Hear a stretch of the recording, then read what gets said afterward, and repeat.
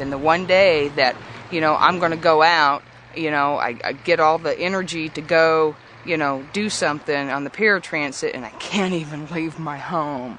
That so did not feel good at all. I did not like how that felt.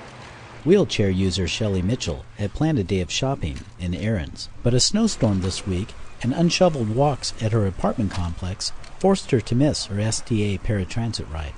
It meant that I stayed home again, and, did nothing, and my independence was gone. Mitchell missed her STA van ride last Monday because if access to a person's doorway isn't clear, the driver won't pick them up. Well, I know it's not the person's fault that I'm picking up. So I assess it. If I think it's pretty safe, I'll get out and kind of walk around and check it out. But if I can tell at first glance that it's definitely not going to be safe, then I move on and I have to call it in, and then dispatch calls the client to tell them that we can't take them. For disabled Mariah Barella, winter weather offers up its own unique challenges. It's always a crapshoot when you go out in weather like this. If you aren't lucky enough to have paratransit or some other mode, it's one you take every day if you need to be out and about to live your life.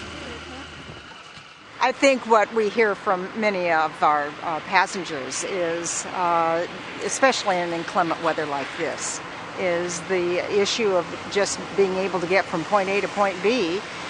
People aren't shoveling their walks the way they probably should, and that's why our service is so important to them. I've heard it over and over again that we are a lifeline for individuals with disabilities, especially in weather like this. Well, if the sidewalks are not taken care of, we can't go anywhere. And so we're homebound. And for some people that's okay, but for me it's not. It's my independence. I don't just sit in my chair and do nothing all day. It's not about special rights, just the right to go across the street or leave your apartment door and be safe.